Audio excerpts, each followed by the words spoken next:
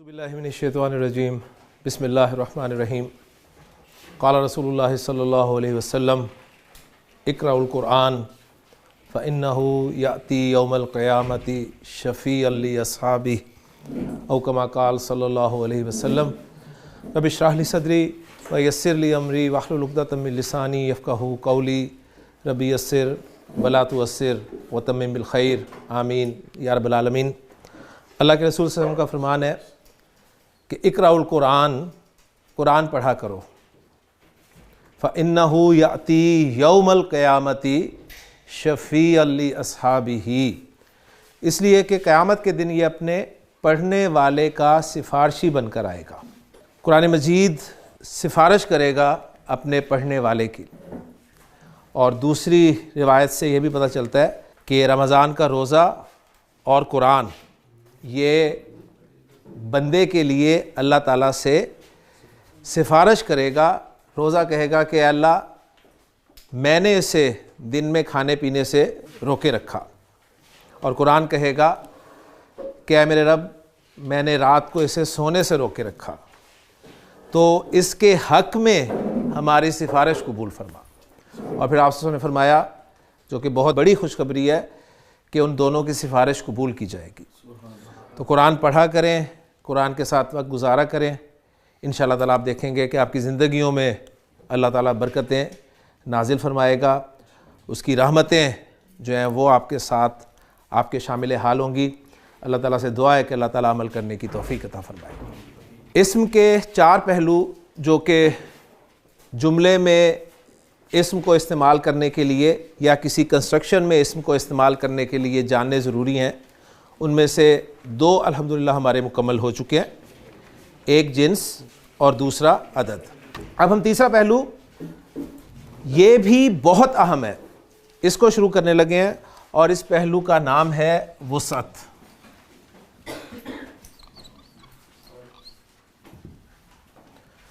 और मैंने तारुफ में बता दिया था कि वुसअत के एतबार से अरबी ज़ुबान में इस्तेमाल होने वाला इस्म दो तरह का होगा, या वो नकिरा होगा या फिर मारिफा होगा, इसके अलावा कुछ नहीं होगा। यहाँ पर नकिरा को हम इनडेफिनिट नाउन इस तौर पे लेंगे और मारिफा को हम डेफिनिट नाउन के तौर पर लेंगे।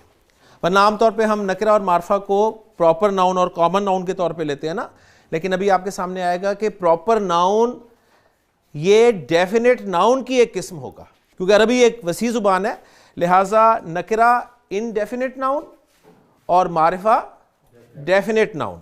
इंशाअल्लाह ताला आज के लेक्चर के बाद आप इस काबिल होंगे कि अरबी ज़ुबान का कोई भी इस्म आपके सामने रखा जाएगा तो आप ये बताएंगे कि ये नकिरा है या मारिफा है, इंशाअल्लाह ताला। उसके लिए करना आपने क्या है, करना आपने ये है कि मैं आपके सामने इस्म मारिफा की कुछ अक़साम रखूँगा, आपने उस इस्म को उन अक़साम में फ़िट करने की कोशिश करनी है। अगर तो कहीं फ़िट हो गया तो मारिफा, वरना नकिरा।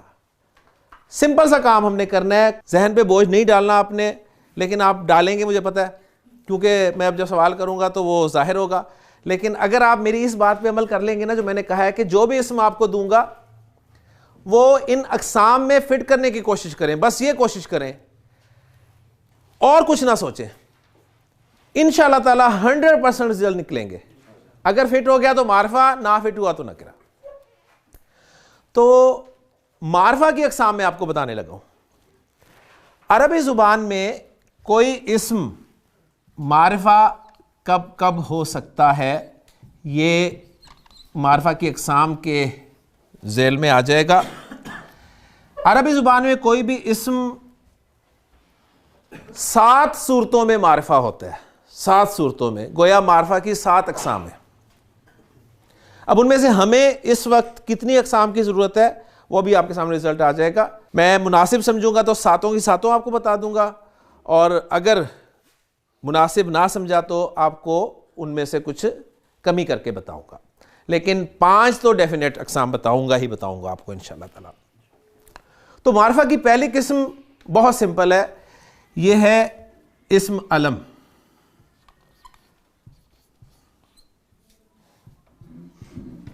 अलम झंडे को कहते हैं, और झंडा जो है ये अलामत होता है। तो इस्म अलम से मुराद है प्रॉपर नाउन। तो ये वो है प्रॉपर नाउन जो कि डेफिनेट नाउन की पहली किस्म है। और प्रॉपर नाउन को अगर आप डिफाइन करें अंग्रेजी में तो उसको डिफाइन कुछ यूं किया जाता है, name of particular person, particular thing और पर्टिकुलर प्लेस। ठीक है, तो इसमें अलम ये मार्फा होता है, यानी किसी खास शख्स का नाम, किसी खास चीज का नाम, किसी खास जगह का नाम, इसको आप इसमें अलम कहते हैं। इस एतबार से एक दो एग्जांपल सामने रख के बात खत्म करूंगा। ज़ैद पर्टिकुलर नेम है, लिहाजा मारिफा है, तो ज़ैद जो है इसमें अलम है। इसी तरह मरियम पर्टिकुलर नेम है, अलम है, मारिफा है। इसी तरह मक्का पर्टिकुलर प्लेस है, अलम है, इसलिए मारिफा है। गोया आप सबके नाम जो हैं, आप सबके जो नाम हैं वो मारिफा हैं, तो आप सब मारिफा हैं, मुबारक हो आपको। फिर जिस शहर में आप रहते हैं उस शहर का नाम मारिफा है। फिर जिस जगह पर आप बैठे हैं, जिस एकेडमी में आप बैठे हैं, सही है, ये भी मारिफा है। तो जो मारिफा की यानी अलम की मैंने डेफिनेशन की है कि name of particular place, thing या नेम, ये सब का सब जो है ये अलम के ज़िमन में आ जाएगा। इसमें मज़ीद बात करने की ज़रूरत नहीं है, माशाल्लाह पहली किस्म आपको समझ में आ गई है। मारिफा की जो दूसरी किस्म है वो है इस्म ज़मीर।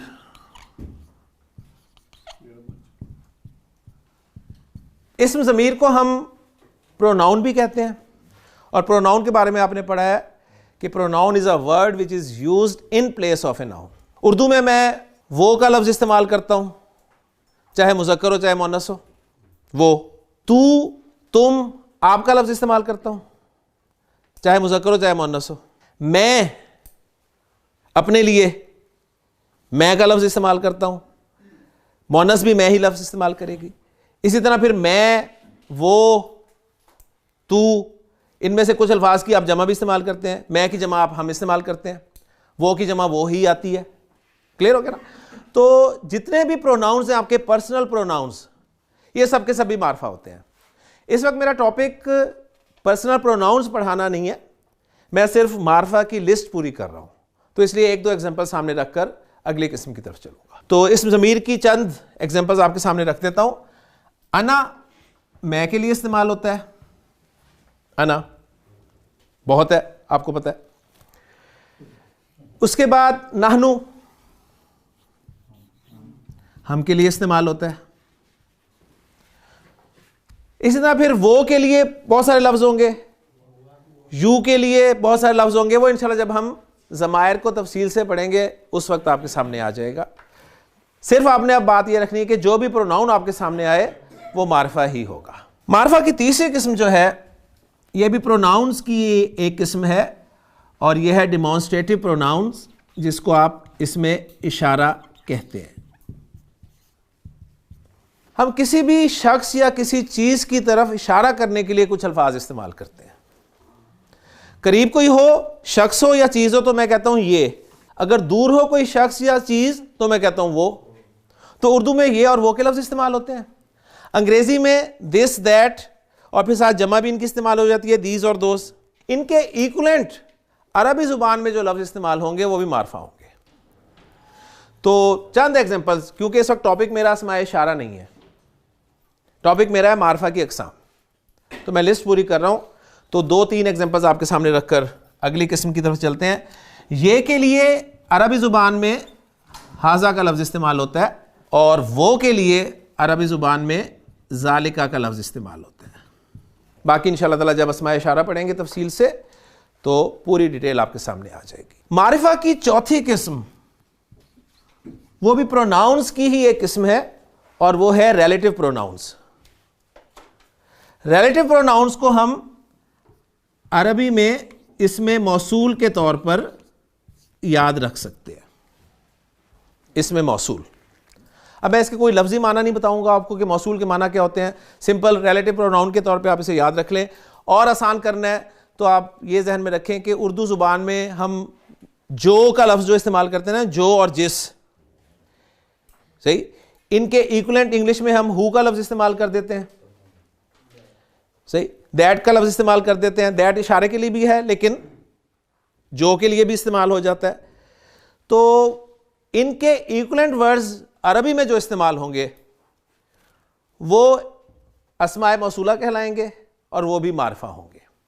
तो इसमें जो के लिए मैं दो एग्जांपल्स आपके सामने रख देता हूं।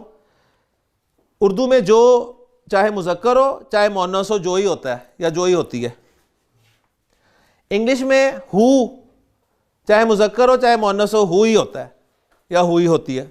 लेकिन अरबी में ऐसा नहीं होगा। अरबी में मुज़क्कर के लिए अलग जो होगा और मुअन्नस के लिए अलग जो होगा, सही। तो उन दोनों के लिए मैं जो लफ्ज़ इस्तेमाल होते हैं वो आपको लिख देता हूं और फिर अगली किस्म की तरफ चलते हैं। तो मुज़क्कर जो होता है अरबी में वो होता है जी अल्लज़ी,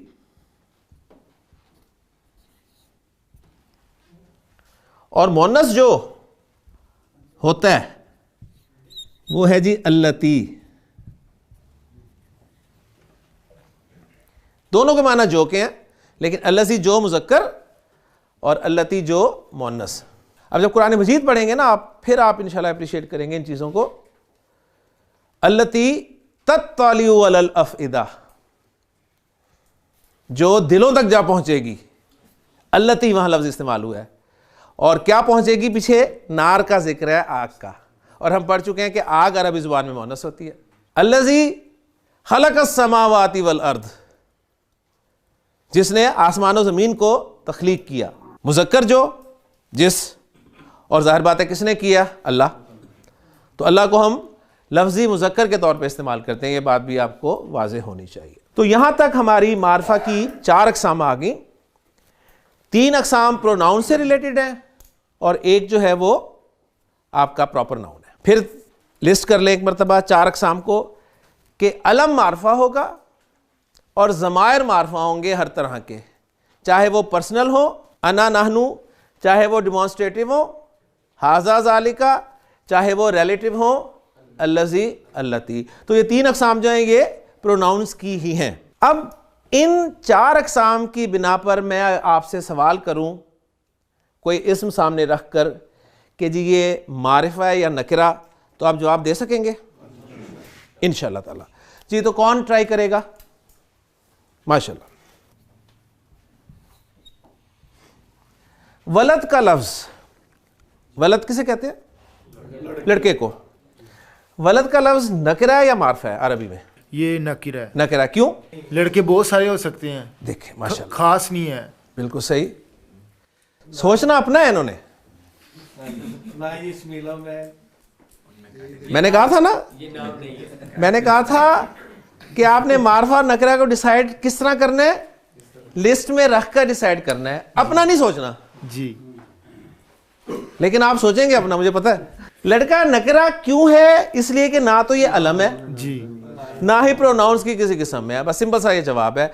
लड़के कई तरह के होते हैं, कोई भी हो सकता है, कैसा भी हो सकता है। ये जवाब मुझे नहीं चाहिए, मुझे सिंपल जवाब चाहिए लिस्ट में है या नहीं है। तो ये नकरा क्यों है? इस बेस पर कि ये लिस्ट में नहीं है, पूरा लिस्ट पे जो दिए हुए अक़साम उन पे से किसी पर पूरा नहीं उतर रहा। माशाल्लाह जी। नेक्स्ट, ज़ौजा नकरा के मारफा कहते हैं जी, होती मारफा है लेकिन चूंकि लिस्ट में नहीं आ रही इसलिए मजबूरन नकरा है। तो ऐसा जवाब भी नहीं होगा कि जी मजबूरन नकरा है और होती मारफा है। सिंपल सा जवाब है कि जी या तो नकरा है या मारफा है। जी ये इस लिस्ट में नहीं आ रही, लिस्ट में नहीं आ रही इसलिए नकरा है, लिहाजा नकरा है। ये आपने बताना है अब जाके कि अब लिस्ट में नहीं आ रही। यानी मैं घर ना जाऊं। जी नेक्स्ट, आइन का लफ्ज नकरा या मारफा? नकरा है। नकरा है। आइन के माना क्या है? आंख। आंख नकरा है। आंख भी नकरा है। क्यों नकरा है? लिस्ट में नहीं है। शाबाश, परेशान नहीं होना आपने, मैंने परेशान करना है आपको, लेकिन आपने नहीं होना, सही है? क्योंकि आप परेशान हो गए कि आंख भी नकरा है तो फिर मार्फा क्या होगा। आपने देखना लिस्ट में आ रही है आंख या नहीं आ रही, अभी तक नहीं आ रही, लिहाजा नकरा होगी। लास्ट वर्ड जी, माशाल्लाह बात समझ में आ गई है लगता है। लास्ट वर्ड है जी किताब। जी बेटा, नकरा है मार्फा है? नकरा है। जब आप सोचेंगे ना किताब, कौन सी किताब, क्या किताब और कैसी किताब, बस फिर फंस गए। सिंपल आप देखें जी, नकरा या मार्फा, लिस्ट चेक कर ले, लिस्ट में आ रही है तो मार्फा है, नहीं आ रही तो नकरा। किताब नकरा हो गई। ओके जी, अब यहीं से हम अपनी बात को आगे लेके चलते हैं। किताब नकरा आपने डिसाइड किया, किसी नकरा इसम को आप मार्फा बनाना चाहते हैं जी, तो अब आपके पास एक फार्मूला ऐसा आ रहा है जिसके जरिए आप हर नकरा को मार्फा बना देंगे। जब वो नकरा आपने डिक्लेयर कर दिया कि ये नकरा है, तो किसी भी नकरा को मार्फा बनाने के लिए उसके शुरू में अलिफ और लाम लगा दिया जाता है, जिसे अल कहा जाता है। किसी भी नकरा को मार्फा बनाने के लिए उसके शुरू में क्या लगता है? अल। अब मुझे बताइए कि अल किताब मार्फा है या नकरा? मार्फा। अभी तक तो लिस्ट में नहीं आ रहा, लेकिन हमने चूंकि फार्मूला पढ़ लिया है नकरा को मार्फा बनाने के लिए, लिहाजा अब ये जो कैटेगरी है, ना तो ये अलम बनी है, ना तो अलम बनी, किताब अल से अलम तो नहीं बन गई ना ही प्रोनाउंस की किसी टाइप में आ रही है, लिहाजा मार्फा की ये 5वीं किस्म में आएगी और इसका नाम है मुअर्रफ बिल लाम। मुअर्रफ बिल लाम यानी लाम के जरिए या अलिफ लाम के जरिए मारिफा बनाया हुआ। और इसमें हम एग्जांपल रख लेते हैं जी, अल किताब,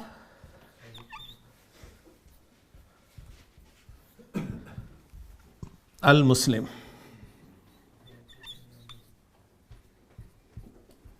तो मारिफा की 5 अक़साम आपके सामने आ गई। मारिफा की मैंने आपको बताया था 7 अक़साम है। जो छठी किस्म है उसका ताल्लुक 2 अल्फाज के मिलाने से है, 2 अल्फाज के मिलाने से, लेकिन अभी हम 2 अल्फाज की तरफ गए ही नहीं, लिहाजा पहले से उसे पढ़ाना मैं मुनासिब नहीं समझता, लिहाजा छठी किस्म मैं आपको बताऊंगा नहीं। रह गई 7वीं किस्म, तो वो मैं आपको बता देता हूं कि उसका ताल्लुक जो है वो एक लफ्ज़ के साथ भी आ सकता है। तो छठी छोड़कर 7वीं किस्म में आपको बताऊंगा, और छठी इसलिए खाली छोड़ूंगा कि आपकी कॉपी में खाली जगह जब रहेगी तो आपको याद होगा कि छठी किस्म आपने पढ़नी है, सही, वरना अगर 6 नंबर पे वो लिख दूं तो फिर 7वीं खाली की खाली रह जाएगी हमेशा के लिए। तो 7वीं किस्म मार्फा की मैं आपको बताने लगा हूं। पहले एग्जांपल दे देता हूं। वलद नकरा है ना, ओके, इसे आप मार्फा बना सकते हैं अल लगाकर, तो ये बन जाएगा अल वलद। आप इसे मार्फा एक और तरीके से बता सकते हैं, इसको आप आवाज दे दें,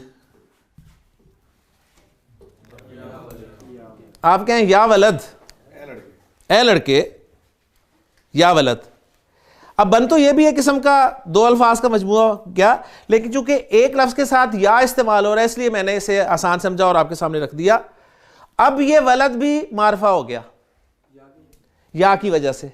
तो गोया ये वाली किस्म, यानी जिस इस्म से पहले आपको या नजर आ जाए, या नजर आ जाए, अल्लाह तो मार्फा ही है ना, लेकिन हम या अल्लाह कहते हैं, तो ये नहीं होगा कि अल्लाह पहले माज़अल्लाह नकरा था तो अब मार्फा हो, नहीं।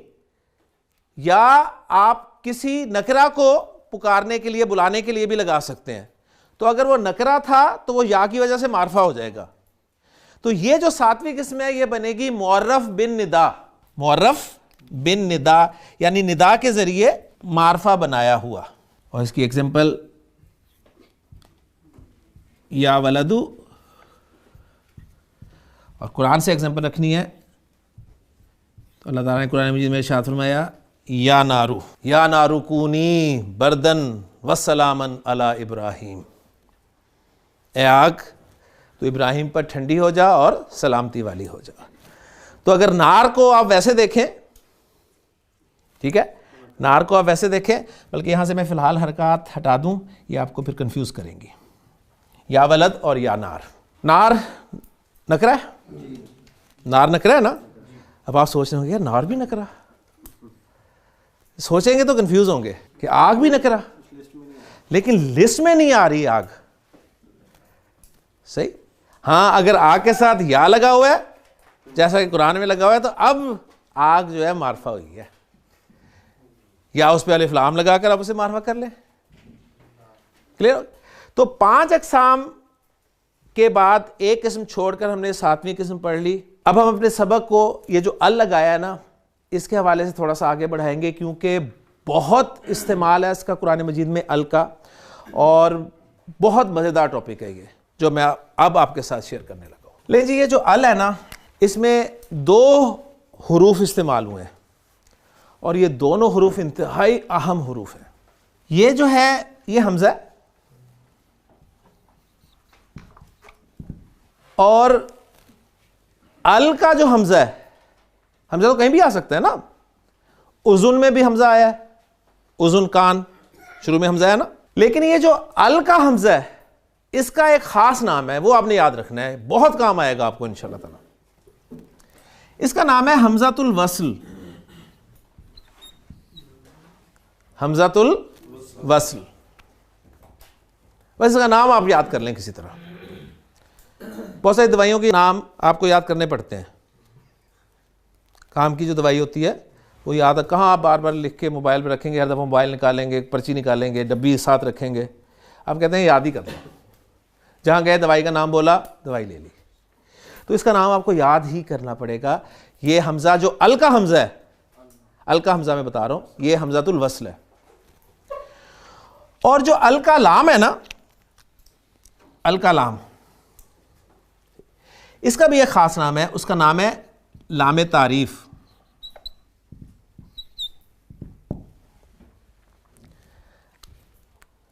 तो अल के 2 पार्ट्स हैं, हमज़ा और लाम। इसमें हमज़ा जो है ये हमज़ा वस्ल है, और लाम जो है ये लाम तारीफ है। इसका नाम याद करने पर मैं ज़ोर क्यों दे रहा हूं, इसलिए कि अरबी ग्रामर पढ़ते हुए बहुत सारे लाम आएंगे।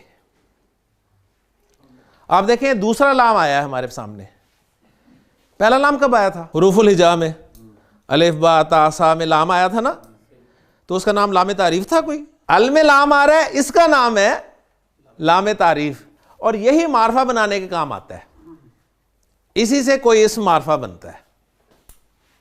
बात समझ में आ गई?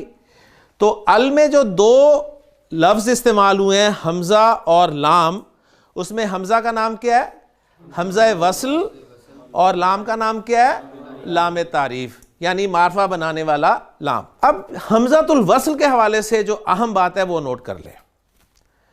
हमज़ातुल वस्ल इसे क्यों कहते हैं, या हमज़ातुल वस्ल जब भी आपके सामने अरबी की क्लास में आएगा तो क्या बात आपने याद रखनी है, वो ये है कि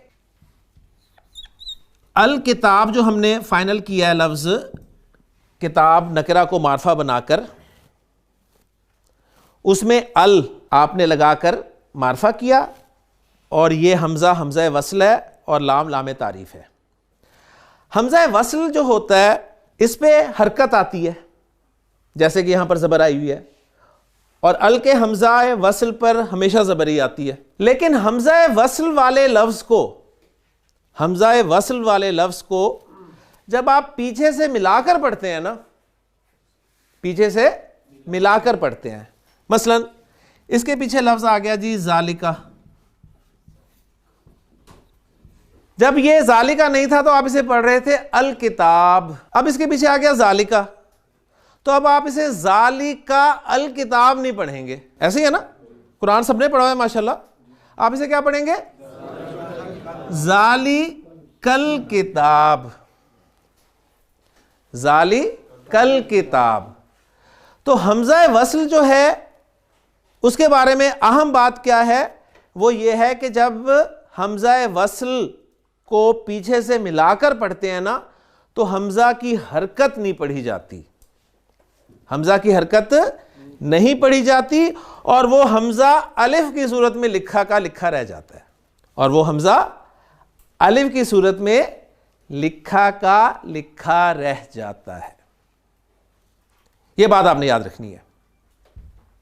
मैंने कहा था बहुत अहम बातें हैं, अल के मुतालिक बहुत अहम बातें हैं, और इंशाल्लाह ताला आज देखें आप कितना कुछ खुलेगा कुरान का आपके सामने इंशाल्लाह। फिर दोहरा देता हूं, हमजा वस्ल, अल का हमजा हमजा वस्ल है। यह जुमला यह बता रहा है कि और भी अस्मा होंगे जिनका हमजा हमजा वस्ल हो सकता है, सही, लेकिन अल का हमजा जो है हमजा वस्ल है। और हमजा वस्ल क्या होता है कि इस पे हरकत आती है, तभी हम उसे हमजा कह रहे हैं ना। और वस्ल इसलिए कह रहे हैं कि जब इसे पीछे से मिलाकर पढ़ते हैं तो फिर ये अलिफ की सूरत में लिखा का लिखा रह जाता है, इस पे हरकत नहीं पढ़ी जाती। बस इसके एग्जांपल मैं आपको और अंदाज से देता हूं। सूरतुल फातिहा कहां से शुरू होती है?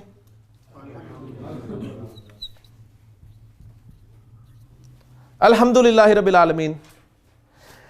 हमद पर अल दाखिल हुआ है और अल का हमजा हमजातुल वस्ल है। क्लियर हो गया?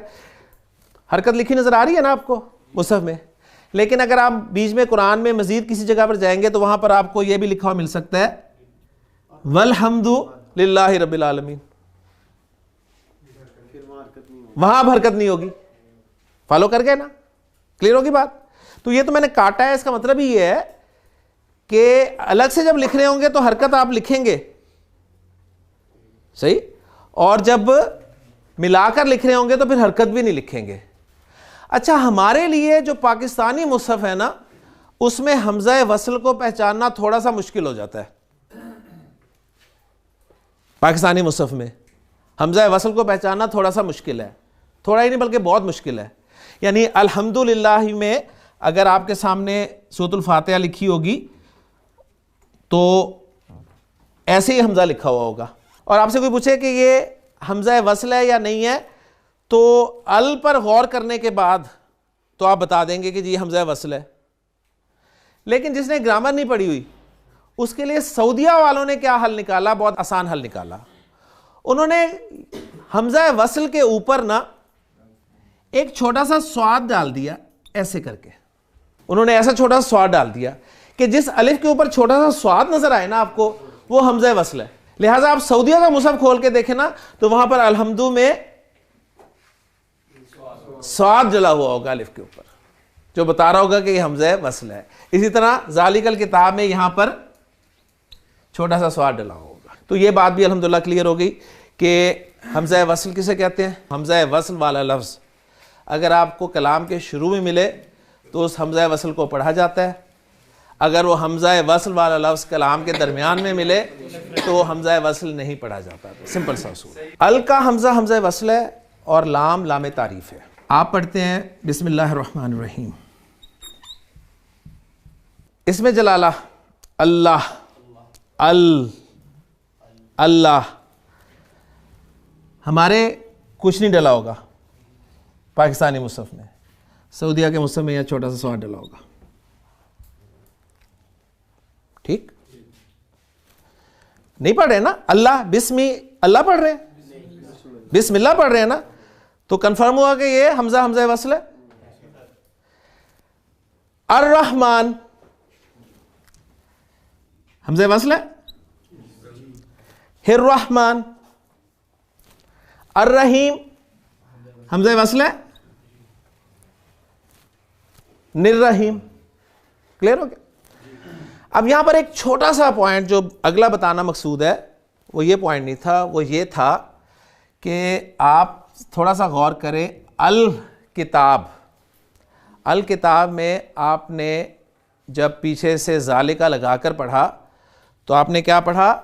जालिकल किताब। मिलाकर जब पढ़ा तो आपने कहा जी जालिकल। लाम तो पढ़ा ना, हमजा नहीं पढ़ा, लाम तो पढ़ा। अर रहमान, अर रहीम, यहां पर आप लाम भी नहीं पढ़ रहे। This is the point. ऐसे ही है ना? बिस्मिल्लाहिर्रहमानिर्रहीम। निल रहमान नहीं पढ़ रहे, निल रहीम नहीं पढ़ रहे, यानी लाम भी नहीं पढ़ रहे। ये एक और प्रॉब्लम आ गई सामने, सही। और नहीं पढ़ रहे तो दोनों जगह पर उन्होंने आपकी आसानी के लिए शद डाल दी कि लाम भी नहीं पढ़ना भाई, पाकिस्तानी मुसहफ में भी और सऊदीया के मुसहफ में भी। बात समझ में आ गई? अब क्वेश्चन जो यहां पर पैदा होता है वो ये होता है कि अल का हमजा वसल तो हमें समझ में आ गया, कब नहीं पढ़ना, जब पीछे से मिला के पढ़ना है। तो अल का लाम कब नहीं पढ़ना? ठीक है, अल का लाम कब नहीं पढ़ना? उसका जवाब भी है कि शद हो तो नहीं पढ़ना, लेकिन अगर शद ना हो तो नहीं पढ़ना। यह मैं आपको बताना चाह रहा हूं। अगर शद ना भी डली हो, कुछ भी ना डाला हो, अरबी का लफ्ज आपके सामने आए, तो भी आपके अंदर ये काबिलियत होनी चाहिए कि आप वहां पर ये बताएं कि यहां पर भी लाम पढ़ना है या नहीं पढ़ना। ठीक हो गया? इसका जवाब देने लगा हूं। सवाल सबके समझ में आ गया ना? चलें जी, अब मैं आपको इसका जवाब सिर्फ एक जुमले की सूरत में देने लगा हूं कि आपने अल के लाम को कब पढ़ना है, अल के लाम को कब पढ़ना है, इसका जवाब देने लगा हूं एक जुमले में सिर्फ। और वो जुमला है, हक का खौफ अजब गम है। कोई आपसे सवाल करता है कि जी अल के लाम को कब पढ़ना है, तो आप उसे जवाब देंगे हक का खौफ अजब गम है। वो कहेगा समझ नहीं आई, तो आप कहना मुझे भी नहीं आई। अल का हमजा कब नहीं पढ़ा जाता? जब पीछे से मिला के पढ़ते हैं। अल का हमजा कब नहीं पढ़ना? जब पीछे से मिलाकर पढ़ा जा रहा हो। क्लियर? अल के लाम को कब पढ़ना है? हक का खौफ अजब गम है, उस सूरत में पढ़ना है। अब इसका क्या मतलब है हक का खौफ अजब गम है? इसका मतलब यह है कि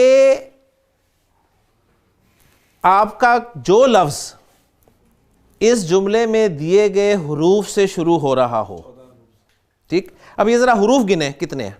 1 2 3 4 5 6 7 8 9 10 11 12 13 14। कुल हुरूफुल हिजा कितने? 28। 14 निकल गए, 14 रह गए। तो 14 हुरूफ, उनसे जब कोई लफ्ज़ शुरू होगा और उन पे अल आएगा तो लाम नहीं पढ़ना। और ये वो 14 हैं जिनसे जब कोई लफ्ज़ शुरू होगा और उस पे अल आ रहा होगा तो लाम पढ़ना है। बस मैं मिसाल देता हूं ना, मिसाल देता हूं। ये पहले ही लफ्ज़ ले लें जी, कुछ भी नहीं डला हुआ, कुछ भी नहीं डला हुआ। आपने पहचान लिया ये अल है। अल का हमजा किस हरकत के साथ पढ़ा जाता है? जबर के साथ। आपको कहा जाए जी अब इस पे आप अलामात लगाएं, तो आप बड़ी आसानी से लगा सकते हैं जी, इस पे जबर लगा दे। लाम आपने पढ़ना है क्योंकि हक ही है ना, हा है, तो लाम पढ़ना है तो उस पर सुकून की अलामत डाल दें, तो आपने पढ़ दिया अल हक। क्लियर? उसके बाद आगे चलें। आपके पास लफ्ज आया जी कौम था, उस पर अल दाखिल किया, आपको पता चल गया अल है, इसका हमजा हमजातुल वस्ल है, और अल का हमजातुल वस्ल जो है जबर के साथ पढ़ा जाता है। और लाम पढ़ना है या नहीं पढ़ना, अगला फैसला हो रहा है। काफ हक का खौफ अजब गम में है, लिहाजा लाम को सुकून दे दें और पढ़ दें अल कौम। काफ से हुई किताब, अल किताब। क्लियर हो गया? अलिफ से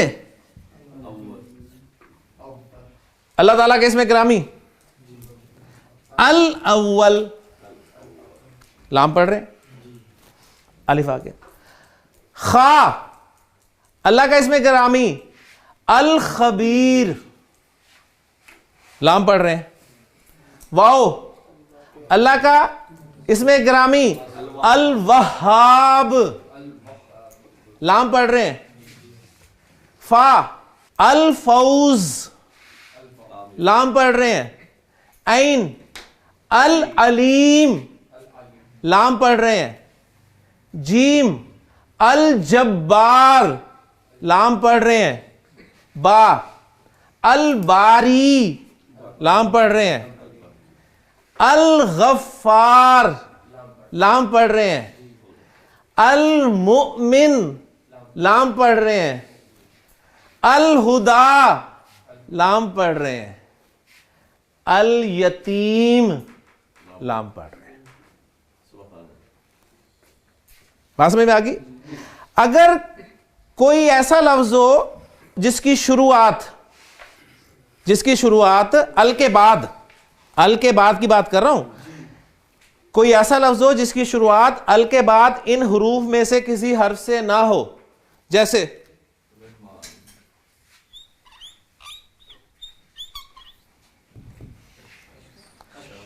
अल के बाद शीन से शुरू हो रहा है लफ्ज, शीन इसमें है, हक्का खौफ जब हम में है, लिहाजा लाम भी नहीं पढ़ना। और आप इसको कैसे पढ़ेंगे? अशम्स, अशम्स। ठीक। और अब आपसे कहा जाए इस पे डालें अलामात, तो आप इस पे ज़बर डाल देंगे, लाम पे कुछ नहीं डालेंगे और शीन पे शद डाल देंगे। आपको अरबी लिखना भी सिखा रहा हूं मैं, सही? अच्छा जी जी,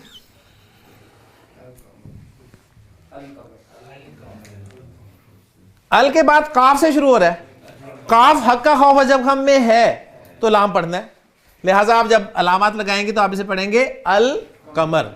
इन दोनों अस्मा के एतबार से ये जो 14 और 14 हुरूफ है ना, 14 और 14, 14 ये और 14 वो, 14 ये और 14 वो, इनके नाम रख दिए ग्रामर वालों ने, सही? उन्होंने कहा ये वाले जो है ना, ये वाले जहां पर लाम पढ़ना है, ये कमरी हुरूफ है,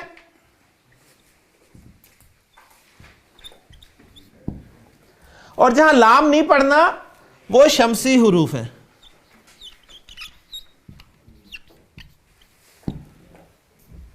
तो गोया हुरूफुल हिजा की डिवीजन हो गई दो किस्म के हुरूफ में, कमरी हुरूफ और शमसी हुरूफ। आपसे पूछा जाए जी कमरी हुरूफ कौन से होते हैं, क्या जवाब देंगे आप? शाबाश, बस सिंपल सा जवाब देना। ठीक, लंबी चौड़ी बातें नहीं हमने करनी कि जी कमरी हुरूफ हर्फ वो होता है जी, ये कमरी हुरूफ कौन से हैं जी? हक्का खौफ जब हम। शमसी हुरूफ कौन से होते हैं? हक्का खौफ जब हम। सुब्हानकल्लाहुम्मा व बिहम्दिका अशहदु अल्ला इलाहा इल्ला अंता अस्तगफिरुका व अतूबु।